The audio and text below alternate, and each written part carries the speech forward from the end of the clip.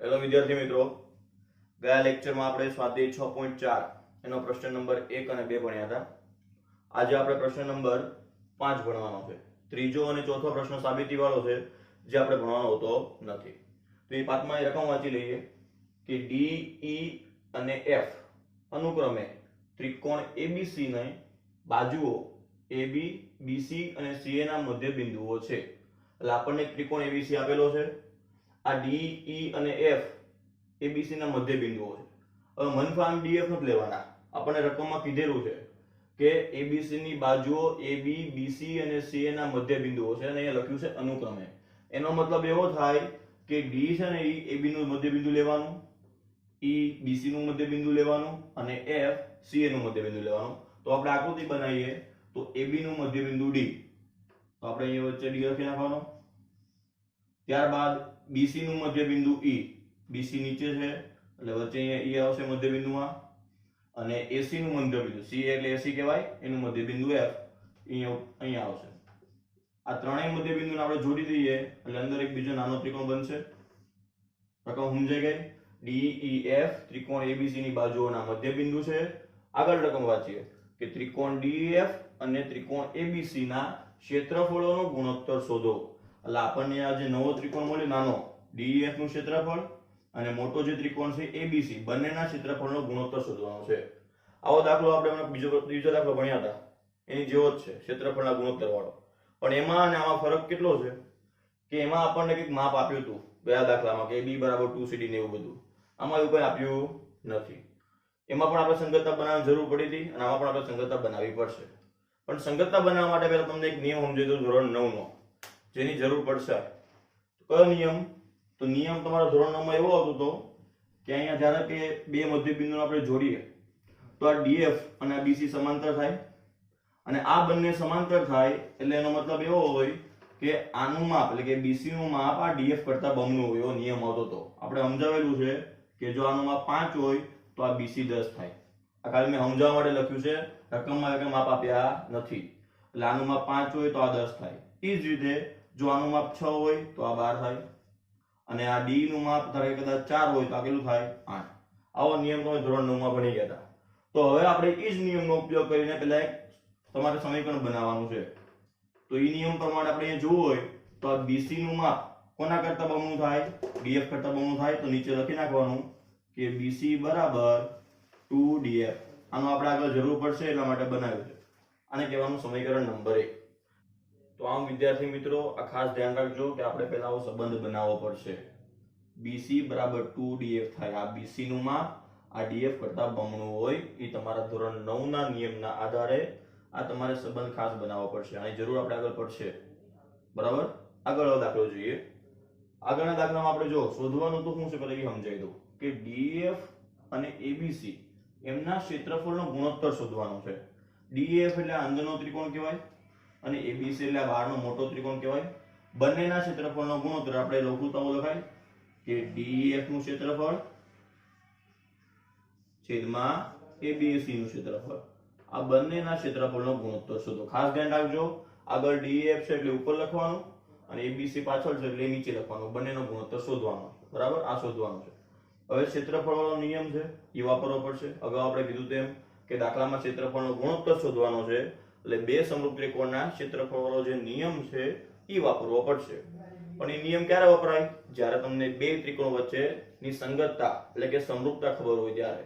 એટલે તો પહેલા તો આપણે આ બે ત્રિકોણને સમરૂપ સાબિત કરવા પડશે કે ABC અને DEF આ બંનેને સમરૂપ સાબિત કરવા પડશે. તો ચલો બંનેને સમરૂપ સાબિત કરીએ. કઈ રીતે કરવાના? તો તમે ધ્યાનથી જુઓ અહીંયા. તો આ હું જે તમને ચતુષ્કોણ બતાવું છું DF EB, એટલે કે આ જે ચતુષ્કોણ બન્યો BEFD, અહીંયા હું લખી નાખું ચતુષ્કોણ BEFD. તો પહેલા તો તમારે આ ચતુષ્કોણ BEFD, આ ચતુષ્કોણ BEFD માં કઈ જોડ સમાંતર છે? તો જુઓ આ BE અને આ DF બંને સમાંતર છે, તો લખવાનું કે B સમાંતર DF. B અને DF સમાંતર છે. એ જ રીતે આ EF અને આ BD બંને સમાંતર છે, તો લખવાનું EF સમાંતર BD. ફરીથી સમજાવી દો. આ જે ચતુષ્કોણ મેં તમને બતાવ્યો BEFD, એમાં આ B અને આ DF આ બે જોડ સમાંતર છે, અને આ EF અને આ BD આ બંને જોડ સમાંતર છે. સામ સામેની જોડ સમાંતર, એટલે આ BEFD કયો ચતુષ્કોણ કહેવાય? સમાંતર બાજુ. તો આમ તમારે આપેલા આ ચતુષ્કોણને સમાંતર બાજુ સાબિત કરવાનો.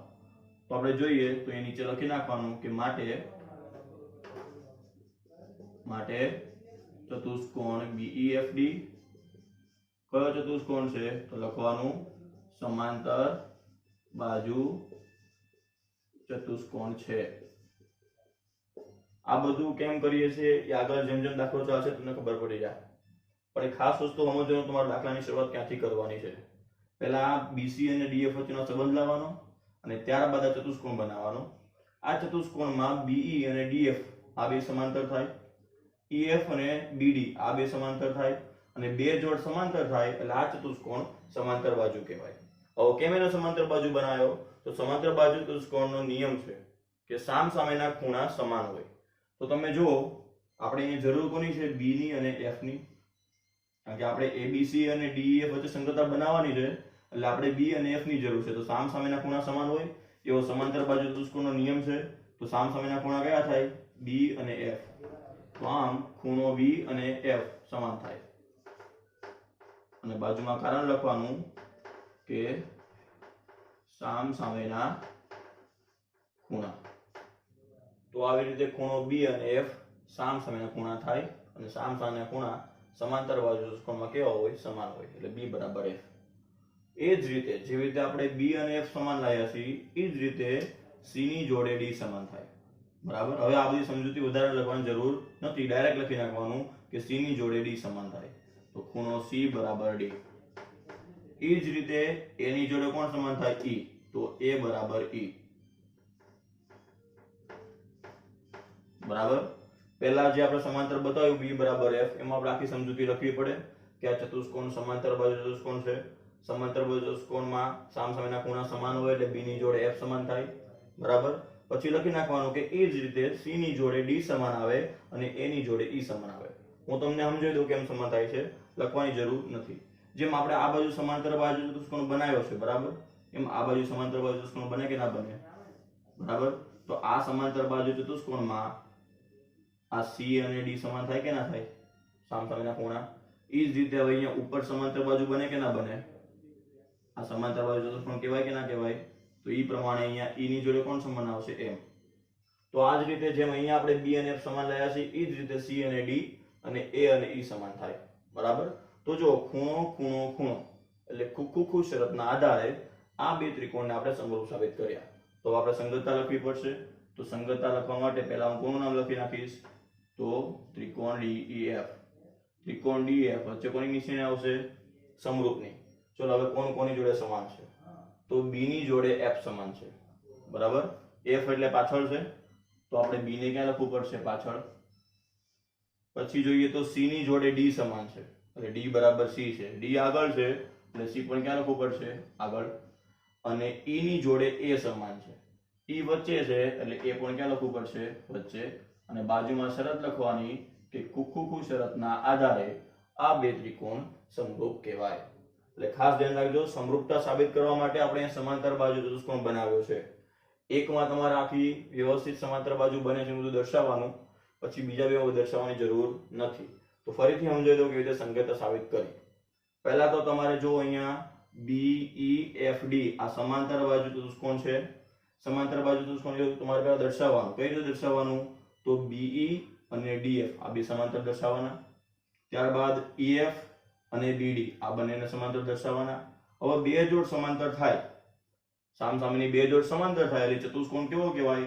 ચતુષ્કોણ સમાંતર બાજુ ચતુષ્કોણ કહેવાય. સમાંતર બાજુની વ્યાખ્યા જ છે કે બે જોડ સમાંતર હોય. તો સમાંતર બાજુનો નિયમ છે કે સામ સામેના ખૂણા કેવા હોય? સમાન હોય. તો સામ સામેના ખૂણા કયા સમાન લેવાના આપણે? તો B ની જોડે F સમાન થાય. આ જે ચતુષ્કોણ આપણે બનાવ્યો એમાં B ની જોડે કેમ સમાન આવ્યું? F. એ જ રીતે C ની જોડે D સમાન થાય અને A ની જોડે E સમાન થાય. જેમ અહીંયા સમાંતર બાજુ બને છે એમ અહીંયા બધી સમાંતર બાજુ બને એટલે C ની જોડે D અને A ની જોડે E સમાન થાય. પણ અહીંયા પછી તમારે બીજી વાર લખવાની જરૂર નથી, ડાયરેક્ટ તે જ રીતે ઉપર લખી નાખવાનું. ત્રણ ખૂણા સમાન આવી ગયા, ત્રણ ખૂણા સમાન હોય એટલે ખુખુ શરતના આધારે બંને ત્રિકોણ સમરૂપ થાય. સંગતતા લખવા માટે પહેલા આપણે ડીએફ નું નામ લખ્યું, ડી ની જોડે સી સમાન છે એટલે ડી ની જોડે સી લખ્યું, ઈ ની જોડે એ સમાન છે એટલે આપણે ઈ ની જોડે એ લખ્યું, અને એફ ની જોડે બી સમાન છે એટલે આપણે એફ ની જોડે બી લખ્યું. બરાબર. હવે તમને એમ થાય કેમ ડીએફ નું નામ આગળ લખ્યું? કારણ કે આપણે ગુણોત્તરમાં જો ડીએફ ઉપર છે એટલે મેં પહેલા ડીએફ નું નામ લખ્યું પછી સંગતતામાં એબીસી વાળું લખ્યું. બરાબર. તો આપણે સમરૂપતા બની ગઈ છે, સંગતતા બની ગઈ. હવે એના આધારે આપણે ક્ષેત્રફળનો ગુણોત્તર શોધવાનો. બરાબર. ક્ષેત્રફળનો ગુણોત્તર શોધવો હોય તો જેમ આપણે નિયમ સૂત્ર હતું 4 ગુણોત્તર વાળો એનો ઉપયોગ કરવાનો. ઉપર કોનું ક્ષેત્રફળ આવશે? તો ડીએફ નું ક્ષેત્રફળ. સીએબી આ ત્રિકોણની સંગતતા છે. મેં અગાઉ કીધું એમ તમને કે નામ તમે ગમે એમ લખી શકો નીચે, એબીસી લખાય અને સીએબી લખાય. નામ લખવામાં કોઈ પણ ક્રમ ચાલે, પરંતુ સંગતતામાં ક્રમ બદલાવો જોઈએ નહીં. સંગતતાનો ક્રમ સાચો હોવો જોઈએ, પણ નામ લખવામાં તમે એબીસી લખી શકો. એટલે ડીએફ નું ક્ષેત્રફળ છેદમાં એબીસી નું ક્ષેત્રફળ બરાબર ડી ના છેદમાં કોણ આવશે? સીએ. ડી ના છેદમાં સીએ નો વર્ગ. ત્યારબાદ ઈએફ ની જોડે કોણ આવશે? એબી. તો ઈએફ ના છેદમાં એબી નો વર્ગ. અને છેલ્લો કયો ગુણોત્તર આવશે? તો ડીએફ ની જોડે સીબી. તો ડીએફ ના છેદમાં સીબી નો વર્ગ. તો આપણો આજે બે સમરૂપ ત્રિકોણના ક્ષેત્રફળનો ગુણોત્તર બાજુના ગુણોત્તરના વર્ગ બરાબર હોય એ નિયમનો ઉપયોગ કરી અને 4 ગુણોત્તર લખી નાખ્યા. હવે જોવાનું આમાં કે 4 પૈકી આપણે કયા બે સરખાવવા પડશે. બરાબર. તો જો આપણે ગુણોત્તર તો શોધવાનો જ છે ડીએફ નો અને એબીસી નો, એટલે પહેલો ગુણોત્તર તો લેવો જ પડશે, એટલે પહેલો ગુણોત્તર સરખાવવા પડશે. બીજો આપણને માપ કયું આપણે આપેલું છે? તો જો બીસી નું અને ડીએફ નું સંબંધ આપણને ખબર છે. બરાબર. તો બીસી અને ડીએફ કયા ગુણોત્તરમાં છે? તો બીસી અને ડીએફ કયા ગુણોત્તરમાં છે? ચોથા ગુણોત્તરમાં. તો સીબી અને બીસી બધું એક જ કહેવાય, એટલે પહેલા અને ચોથા ગુણોત્તરને સરખાવવાનો. ખબર પડી ગઈ? સમરૂપતા લખ્યા બાદ ક્ષેત્રફળ વાળું સૂત્ર લખવાનું, અને ક્ષેત્રફળ વાળા સૂત્રમાં કયો ગુણોત્તર સરખાવવો પડશે?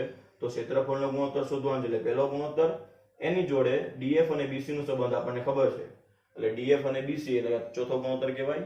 અહીંયા સીબી લખેલું છે, સીબી લખો કે બીસી બધું એક જ કહેવાય, એટલે પહેલો અને ચોથો ગુણોત્તર સરખાવવા. બરાબર. હું અહીંયા બીસી કરી નાખું છું. તો પહેલો અને ચોથો ગુણોત્તર તમારે સરખાવો તો ડીએફ છેદમાં કયો આવશે? એબીસી, અને ડીએફ ના છેદમાં બીસી આખાનો સ્ક્વેર. હવે આપણે કિંમત મૂકવાની. કઈ રીતે કિંમત મૂકવાની? જો તો બીસી બરાબર કેટલા છે? 2df છે. રકમમાં આપણને સમીકરણ 1 માં આપેલું જ છે. રકમમાં નહોતું આપ્યું પણ આપણે બનાવ્યું હતું કે બીસી બરાબર 2df. તો અહીંયા df ના ક્ષેત્રફળ છેદમાં abc નું ક્ષેત્રફળ. આ df એમને એમ રહેશે, અને છેદમાં જે bc છે, છેદમાં bc એની જગ્યાએ હું 2df મૂકી શકું ના મૂકી શકું? એટલે bc ની જગ્યાએ 2df મૂકવાના. તો bc ની જગ્યાએ 2df આખાનો વર્ગ. df df ઉડી ગયા. df નું ક્ષેત્રફળ છેદમાં abc નું ક્ષેત્રફળ. ઉપર કાંઈ નહીં વધે એટલે 1, અને છેદમાં કેટલા છે? 2 આખાનો વર્ગ. ફરીથી કહી દો હું કર્યું છે. df એમને રહેવા દીધા છે. bc ની જગ્યાએ આપણે કોની કિંમત મૂકી? તો bc બરાબર 2df આપણે લાયા હતા, તો bc ની જગ્યાએ 2df મૂકી દીધું. df df ઉડી જાય, ઉપર કંઈ નહીં વધે એટલે 1 અને છેદમાં 2. હવે અહીંયા વર્ગ કરો તો 1 નો વર્ગ 1 અને છેદમાં 2 નો વર્ગ 4. તો df ના ક્ષેત્રફળ અને abc ના ક્ષેત્રફળનો ગુણોત્તર આપણને કેટલો મળશે? 1/4. એટલે આપણો જવાબ આવશે કે 1/4. તો આવી રીતે આપણો આ પાંચમો દાખલો હતો. અહીંયા આપણે ખાસ ધ્યાન રાખજો કે df નું ક્ષેત્રફળ ઉપર રાખવાનું અને abc નું નીચે રાખવાનું, તો જ ગુણોત્તર સાચો આવશે, નકર ગુણોત્તર તમારો ઊંધો આવશે, જવાબ ખોટો પડશે. બરાબર. જે 1/4 જવાબ આવતો હશે એ 4/1 આવશે, ખોટો પડશે. એટલે ગુણોત્તર જેમ કીધું છે એમ ક્રમમાં જ રાખવાનો, આ ઉપર અને આ નીચે. પાંચમા દાખલામાં અને બીજા દાખલામાં ફરક શું છે એ સમજી લો, કારણ કે બંને દાખલા સેમ જેવા છે. બીજા દાખલામાં આપણે સંગતતાનો બનાવી ક્ષેત્રફળનો ગુણોત્તર લાવ્યા હતા, એમ અહીંયા સંગતતા બનાવી ક્ષેત્રફળનો ગુણોત્તર લાવવાનો હતો. બંનેમાં ફરક શું છે? તો બીજા દાખલામાં AB બરાબર 2CD એવું રકમમાં આપ્યું હતું, AB નો અને CD નો સંબંધ આપ્યો હતો, પરંતુ આવા દાખલામાં કઈ એવું આપ્યું નથી. પણ આપણે ધોરણ 9 પ્રમાણે બનાવી દીધું નિયમ કે BC બરાબર 2df થાય. આ BC નું માપ df કરતા બમણું છે, એ નિયમના આધારે આપણે એ સંબંધ બનાવવો પડશે.